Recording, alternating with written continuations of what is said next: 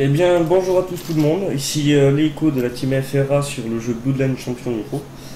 Alors, troisième vidéo cette fois basée sur des mini-tutoriels de deux personnages.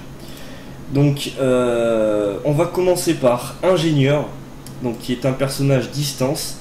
Pour que ce soit rapidement facile pour comprendre tous les Bloodlines du jeu. Tac, je vous mets sur cette vision.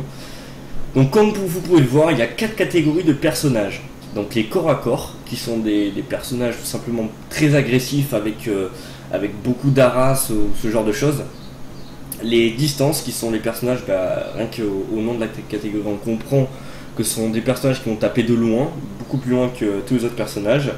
Les dégâts sont généralement un petit peu plus conséquents que toutes les autres branches, mais ça peut être faux dans certains cas. Ensuite nous avons les tanks. Donc les tanks c'est tout simplement les tanks du jeu qui vont résister énormément, qui vont pouvoir harass tout ce qui est heal et distance. Ensuite les soigneurs, donc ce ne sont pas simplement des soigneurs sur Bloodline Champion. Sont également des personnages qui tapent et qui résistent et qui font des boucliers. Donc voilà, c'est un mix de support et de distance pour certains heals. D'autres sont au corps à corps, donc des corps à corps soigneurs. Et d'autres font partie de la branche tank. Donc voilà, ça c'est les catégories principales.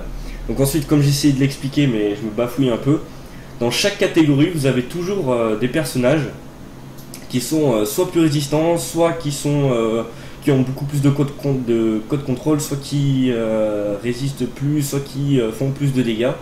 Donc ça en général c'est des mix. Je vous prends un exemple sur la branche distance. Vous avez Ingénieur, donc qui est un personnage distance par première catégorie, et qui est également le personnage qui a le plus de vie de tous les autres distances. Donc je le caractériserai dans sa deuxième classe comme étant un tank. Voilà, ce serait un distance tank. Ensuite vous avez Gunner, donc c'est le personnage qui a le moins de vie chez les distances et qui va au contraire taper très très fort. Donc c'est un peu le mix corps à corps distance. Voilà, dans chaque catégorie vous avez ça. Donc toujours une branche supérieure et une branche secondaire.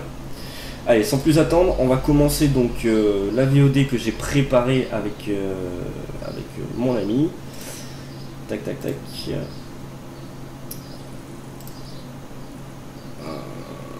Je pense que c'est celle-ci, voilà. Donc voilà, on est parti tout simplement sur un 1v1 pour bien expliquer les choses, parce qu'il n'y a pas de tutoriel précis sur le jeu. Donc on peut pas faire autrement, on peut pas jouer avec un bot parce qu'ils vont nous harasser, enfin, c'est un peu compliqué. Donc le mieux c'est faire un 1 contre 1 et expliquer les sorts. Donc c'est tout simplement ce que l'on a essayé de faire. Voilà. Alors, les deux personnages vont se réunir au milieu. Voilà. Tac, je vais essayer de tourner la caméra. Donc le personnage sur lequel on va commencer, c'est celui que je contrôle, donc Leiko. Vous avez plusieurs types de sorts associés à plusieurs touches. Donc le premier, c'est le clic gauche. Donc voilà, et, nickel le timing. C'est tout simplement ce sort. Donc les sorts varient un petit peu suivant les personnages. Là en l'occurrence, moi c'est 4 tirs simultanés qui se déclenchent. Plus vous êtes loin, plus vous les ratez. Logiquement, le mi-distance là est bon. Et vous voyez que si je tire un petit peu sur le côté, ça lui fait moins de dégâts. Il prend moins de balles en fait de la salve qui a été lancée. Alors que quand je suis au corps à corps et que les 4 sont prises dans la tête, ça fait beaucoup plus de dégâts logiquement. Donc voilà. Là on va le laisser se soigner. Donc pour le premier sort c'est ça, c'est en général le sort qu'on utilisera le plus souvent. Ensuite le clic droit. Donc sur Ingénieur c'est un stun distance, skill shot, voilà comme tous les sorts du jeu, qui a une très très longue portée comme vous allez pouvoir le voir, qui tape vraiment loin. Cette distance est à mes yeux une des plus loin du personnage avec son ulti, qu'on verra un petit peu après. Et donc ce sort, quand il touche un ennemi, il le stun pendant 2 secondes 7. Donc c'est énorme, c'est à dire que si vous lancez ça sur un heal qui est loin, pendant 2 secondes 7 il va pas pouvoir aider ses alliés. Voilà. sachant que le skill shot peut être, le cast du moins du skill shot est relativement serré, c'est-à-dire il n'est pas super long, il n'est pas super rapide, il est bien, il est franchement bien ce sort. Ensuite, pour tous les personnages, vous avez un sort qui est une escape, voilà, c'est sur la barre espace en général. Vous avez donc cette escape qui va avoir plusieurs types d'effets. Donc en l'occurrence, chez Ingénieur, ça met une petite aura noire autour du personnage. Et vous allez voir après à quoi ça sert. Voilà, cette zone noire, vous la voyez clairement.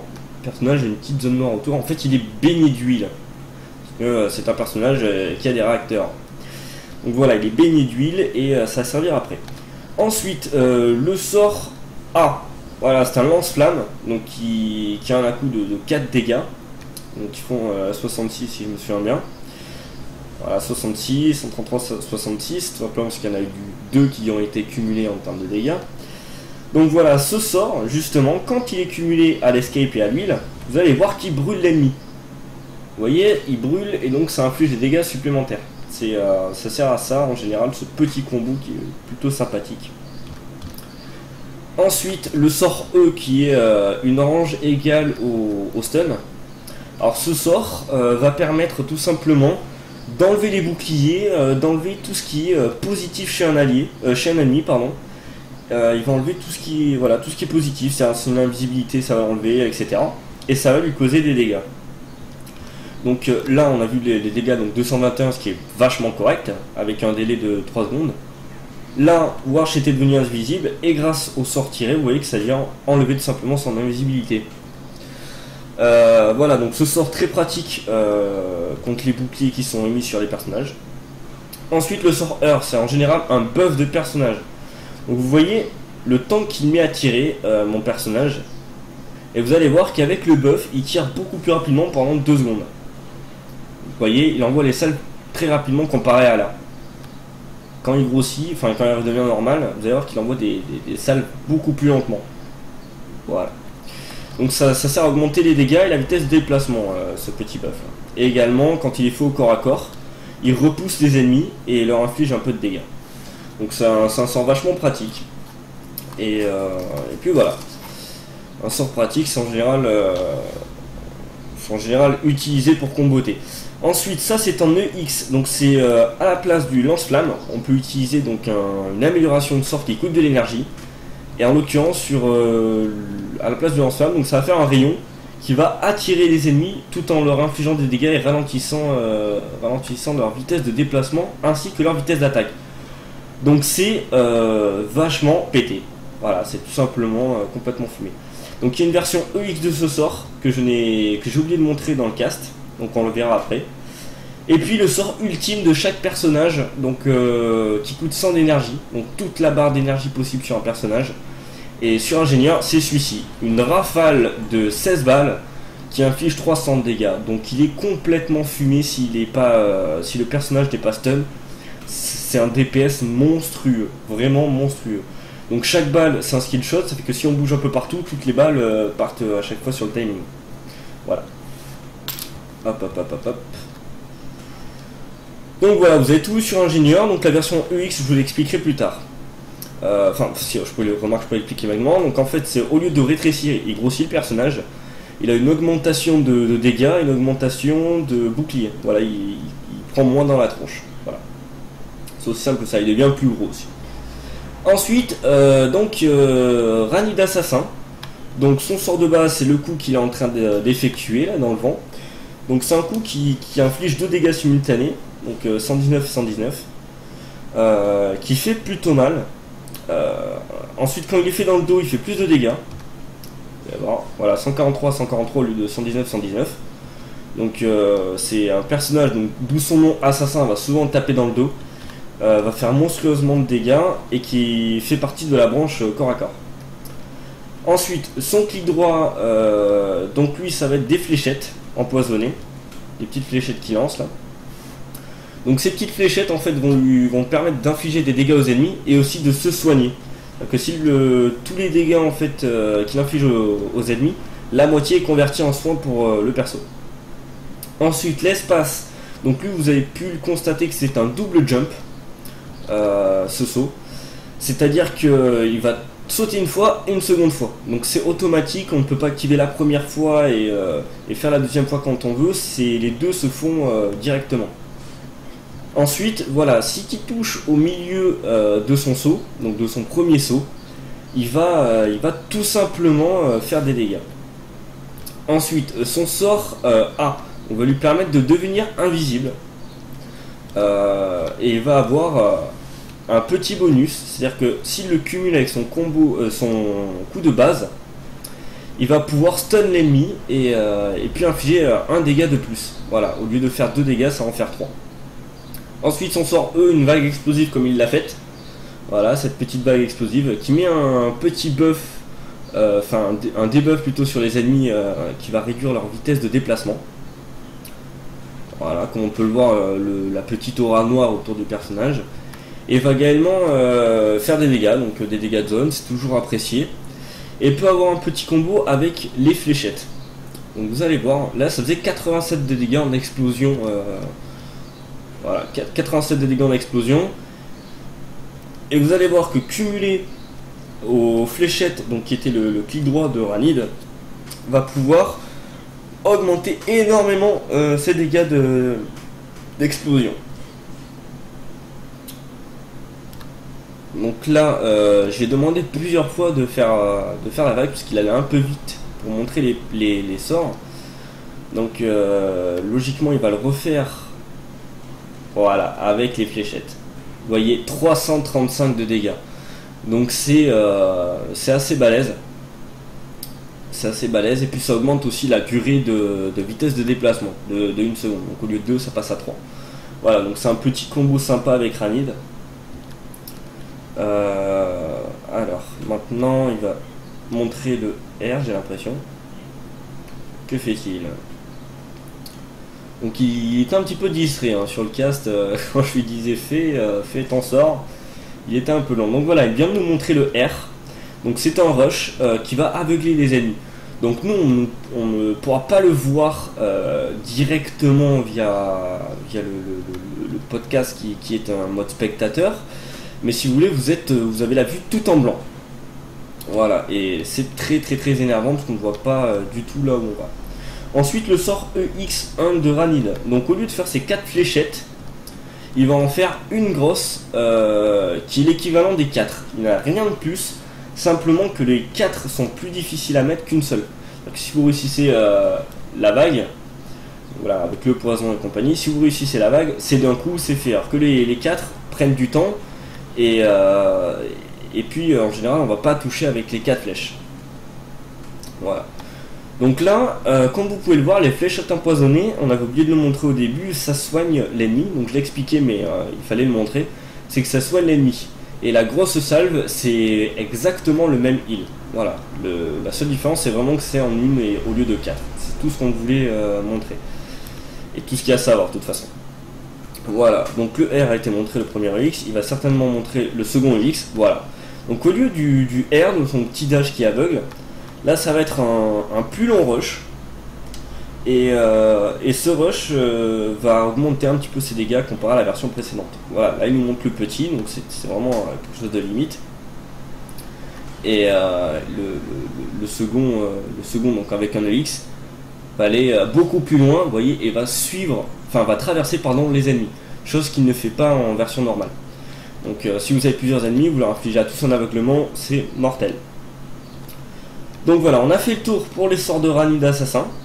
Et maintenant il va nous montrer son ultime. Donc il fallait que je me soigne parce que simplement pour gagner de l'énergie, donc j'ai expliqué, il faut taper ses ennemis. Donc ces petites barres juste en dessous des points de vie. Le temps que je me soigne, donc je vais expliquer rapidement quelque chose. La vie, les carrés que vous avez en blanc ou en rosé chez les rouges, ce sont tout simplement les heals. Donc vous avez votre vie qui est à max, mais il faut savoir que vous avez qu'un cap de heal. Vous pouvez pas augmenter toute votre vie. Vous avez, je crois, 25% au maximum. Voilà, donc c'est pour ça que c'est montré en gris. Ensuite, donc l'ultime, voilà, donc ça traverse les ennemis, tous les ennemis, et ça pose un dot qui va infliger 65 de dégâts x 3. Et c'est également, ça pose également une bombe à retardement qui a fait 337 de dégâts. Voilà, donc ça sur tous les ennemis, c'est quand même un ulti vachement pété quoi. Donc ensuite quelques sorts montrés un peu à l'arrache, vous voyez que ma vie elle a fusé quoi. C'est vraiment Rani d'Assassin est un DPS par excellence. C'est le DPS, c'est celui qui a le moins de vie. Mais par contre, en termes de dégâts, quand il est bien géré, il peut monter très haut. Voilà, on a fait le tour pour les deux personnages. Donc si vous avez des questions, n'hésitez pas. Maintenant, on va passer tout simplement sur une game. Donc, que l'on a fait tout simplement pour montrer un peu ce que les deux personnages montrent en game. Voilà, je vais essayer de bien cadrer les choses. Donc voilà, je vais pas expliquer grand chose, je vais vous laisser tout simplement contenter ce qui se passe. Donc maintenant que vous connaissez un petit peu les sorts, vous pouvez voir comment ils sont gérés par les personnages. Et que si les sorts sont ratés, vous pouvez voir que ça met beaucoup très en difficulté quoi. Donc, il faut vraiment pas rater ses sorts sur ce jeu. Et il faut pas se prendre ceux des adversaires si vous voulez survivre le plus longtemps possible. Donc là voilà, moi je le cherchais tout simplement parce qu'il était invisible, donc je savais pas où il était au début. Et que la vision joueur, je le montrerai dans d'autres vidéos, et pas celle du tout du spectateur. On ne voit pas super loin. Voilà. Donc je vais arrêter de parler pour la troisième manche. Et je vais vous laisser mieux observer. Donc vous pouvez voir qu'il y a des EX qui sont lancés, des ultis, enfin il y a un peu de tout. Et tout ça en version nerveuse, donc le jeu est plutôt compliqué. Vous allez le voir. Allez, à tout de suite.